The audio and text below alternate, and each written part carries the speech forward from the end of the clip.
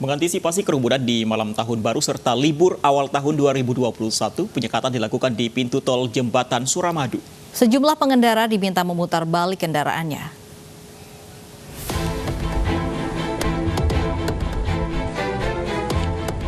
Petugas gabungan Satgas COVID-19 dan TNI Polri memeriksa KTP setiap pengendara di pintu tol Suramadu sisi Bangkalan Madura.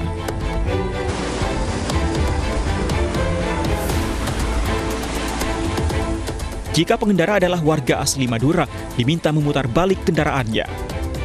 Namun, jika pengendara adalah warga ber-KTP Jawa, masih diberi toleransi untuk menyeberang. Penyekatan ini dilakukan sebagai antisipasi mencegah kerumunan saat malam pergantian tahun maupun libur awal tahun 2021 di Surabaya dan sekitarnya. Dan bagi mereka yang kami anggap melanggar protokol kesehatan juga kami akan laksanakan rapid test yang terlihat di belakang saya dilaksanakan oleh rekan-rekan kita dari Dinas Kesehatan.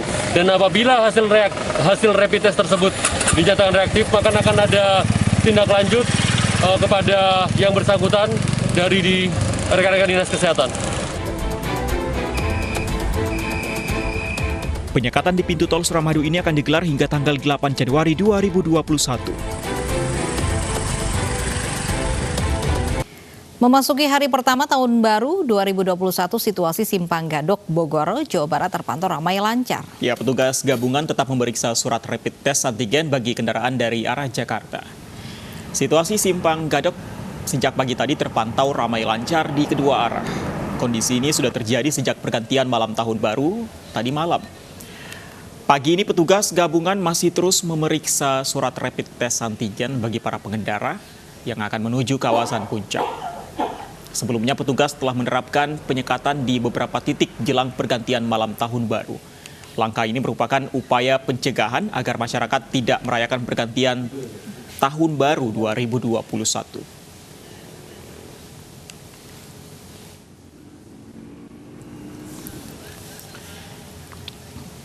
Dan bagaimana situasi terkini arus lalu lintas di kawasan Puncak? Kita ke rekan kami, Kevin Pakan di Simpang Gadok, Bogor, Jawa Barat. Kevin, bagaimana suasana arus lalu lintas di sana saat ini? Ya, Fandi, Lovi, dan pemirsa, memasuki awal tahun 2021.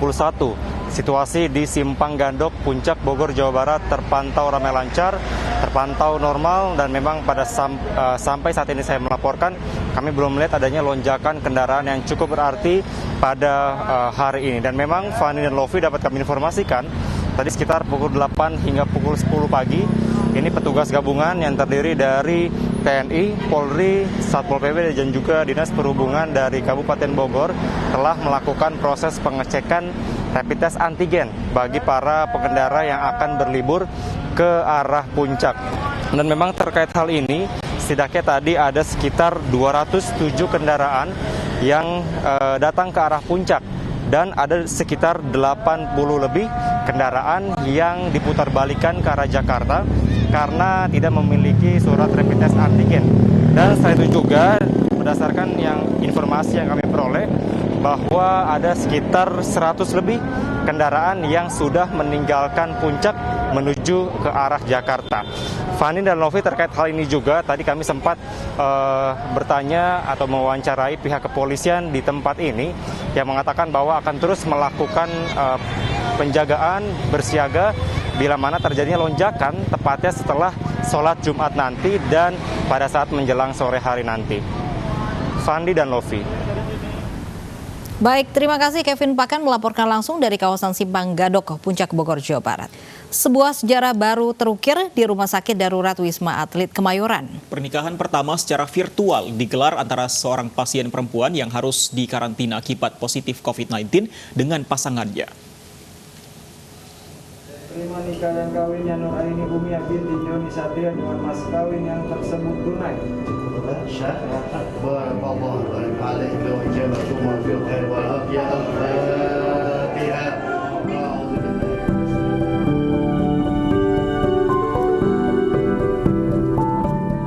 Nur Aini tak mampu menahan haru karena momen sakral seumur hidupnya harus dijalani dengan cara di luar harapan.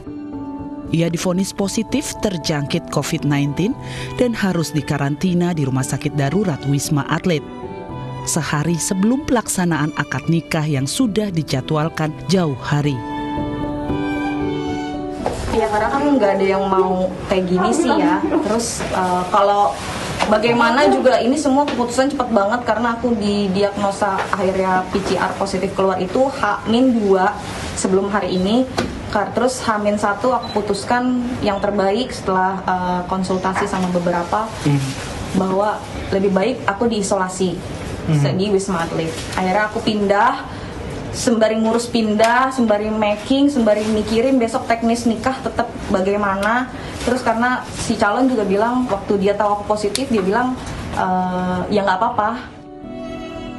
Sempat terpukul, namun asa bagi Aini dan pasangannya kembali terbuka. Dengan bantuan para dokter dan tenaga kesehatan di Rumah Sakit Darurat Wisma Atlet, pernikahan impian Aini tetap bisa dilangsungkan meski secara virtual.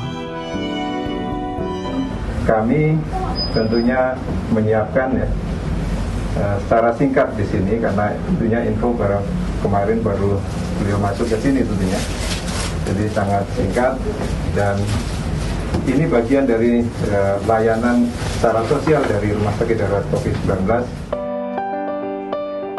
Saat Aini harus jalani karantina, Pringgo, sang pasangan, bersiap menjalani akad nikah di KUA Kecamatan Mampang, Jakarta Selatan.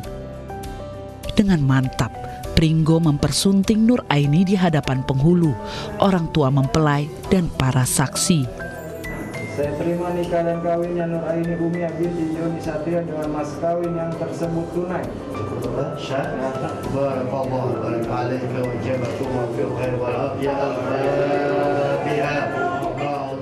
Dan momen sakral pun tergelar dengan khidmat. Kedua pasangan yang terpisah jarak mencatatkan sejarah pernikahan pertama di karantina Rumah Sakit Darurat Wisma Atlet Kemayoran. Ya untuk perasaannya ada rasa sedih juga, senang, semua campur aduk sih untuk itunya. Dan ya semoga cepat sembuh dan terima kasih untuk para media yang udah menyempatkan waktu meliput di sini.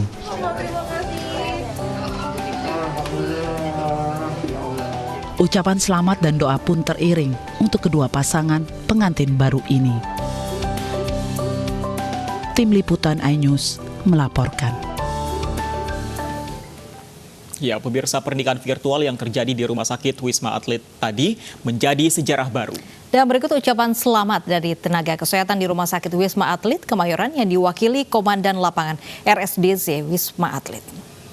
Kami, Humas Rumah Sakit Darurat COVID-19 Wisma Atlet Kemayoran mengucapkan selamat menempuh hidup baru bagi pasangan pasien yang ada di Rumah Sakit Darurat COVID-19 Wisma Atlet Kemayoran atas nama Mbak Aini, Mbak Nur Aini lengkapnya, dan Mas Pringgo Aditya telah melangsungkan akad nikah pada pukul 09.00 secara virtual di Rumah Sakit Darurat COVID-19 Wisma Atlet Kemayoran dan di KUA Mampang. Mudah-mudahan menjadi keluarga sakinah, mawaddah, warahmah.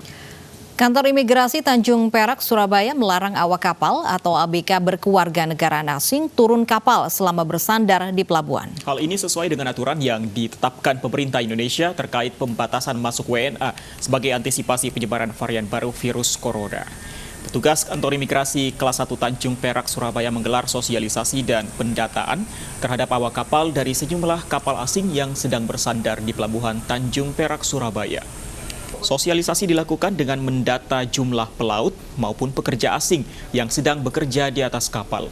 Mereka juga dilarang turun dari kapal selama masa larangan kunjungan bagi warga negara asing ke seluruh wilayah Indonesia terhitung 1 Januari hingga 14 Januari. Petugas imigrasi juga menerjunkan tenaga kesehatan untuk memeriksa kondisi kesehatan para ABK kapal asing tersebut. Jadi setiap orang asing, setiap kapal asing ataupun kapal yang masuk ke wilayah Indonesia melalui Pelabuhan Tanjung Perak, kita selalu melarang mereka untuk turun dari atas kapal dan mereka stay di atas kapal, dan setelah mereka melakukan kegiatannya mereka pun tetap stay sampai kapal itu keluar wilayah Indonesia. Kota Tangerang, Banten kembali berstatus zona merah pandemi COVID-19 dengan penambahan 60 kasus terkonfirmasi positif dalam sehari. Pemerintah Kota Tangerang kemudian menambah ruang isolasi sebanyak 113 ruangan. Masyarakat diminta tidak lagi melakukan isolasi mandiri di rumah.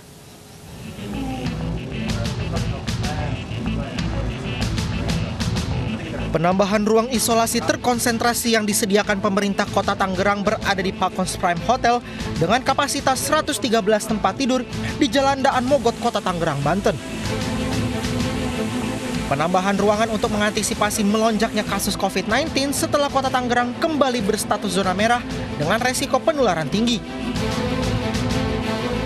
Wakil Wali Kota Tangerang Sahrudin yang ditemui usai meninjau ruang isolasi terkonsentrasi meminta masyarakat tidak lagi melakukan isolasi mandiri di rumah untuk menghindari penularan di antara anggota keluarga. Peningkatan kasus kebanyakan terjadi dari klaster keluarga. Selain itu, mengantisipasi lonjakan kasus akibat libur Natal dan Tahun Baru 2021. Saat ini yang kita lihat kasus-kasus yang timbul adalah kasus keluarga. Jadi untuk menghindari kasus-kasus baru, ya, sehingga kita menambahkan fasilitas untuk fasilitas isolasi, ya, isolasi bagi yang terkonfirmasi. Ya. Pemerintah Kota Tangerang telah memiliki 357 tempat tidur yang dijadikan sebagai ruang isolasi terkonsentrasi dan digunakan untuk pasien dengan kategori ringan hingga sedang. Lokasi ruang isolasi terkonsentrasi berada di Puskesmas Jurumudi Baru dengan kapasitas 70 tempat tidur, Puskesmas Gebang Raya dengan 28 tempat tidur, Puskesmas Panonggangan Barat 44 tempat tidur, RSP Dinsos 38 tempat tidur, Hotel City 82 tempat tidur, serta Falcons Prime Hotel 113 tempat tidur. Data Dinas Kesehatan Kota Tangerang hingga Kamis siang, kasus terkonfirmasi positif telah mencapai 4.226 kasus atau bertambah 62 kasus dari hari sebelumnya dengan angka kesembuhan mencapai 3.800 kasus. Pasien dalam perawatan sebanyak 329 pasien dan angka kematian mencapai 97 kasus. Dari Tangerang, Banten, Sukron, iNews melaporkan. Sebanyak 1,8 juta dosis vaksin Sinovac tiba di PT Bio Farma Bandung dengan pengawalan ketat dari TNI dan Polri. Vaksin asal Cina ini rencananya akan disimpan terlebih dulu sebelum disuntikan kepada garda terdepan penanganan COVID-19.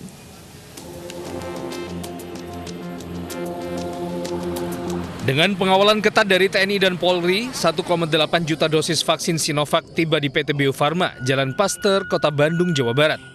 Rencananya vaksin gelombang kedua ini akan disimpan dan menjalani tes sebelum bisa digunakan untuk vaksinasi pada masyarakat. Sebelumnya 1,8 juta dosis vaksin asal pabrikan Cina Sinovac telah tiba di Bandara Soekarno-Hatta, Tangerang, Banten, Kamis siang. Vaksin tiba dibawa oleh pesawat Garuda Indonesia. Datangnya vaksin gelombang kedua ini menggenapi total 3 juta dosis vaksin Sinovac yang dikirim ke Indonesia. Insya Allah dengan doa seluruh rakyat Indonesia kami harapkan sebelum rakyat Indonesia kembali masuk bekerja di bulan Januari, insya Allah vaksin ini sudah bisa kita distribusikan ke 34 provinsi Indonesia untuk kita bisa mulai program vaksinasi ya bagi para tenaga kesehatan kita. Rencananya seluruh vaksin yang dipesan oleh Indonesia akan disuntikkan pada garda terdepan penanganan COVID-19. Selanjutnya vaksin akan diberikan secara gratis pada masyarakat luas. Selain vaksin produksi Sinovac, pemerintah juga tengah menjalin kerjasama dengan pabrikan vaksin asal Inggris, Amerika Serikat, dan negara pembuat vaksin lainnya. Tim Liputan iNews melaporkan.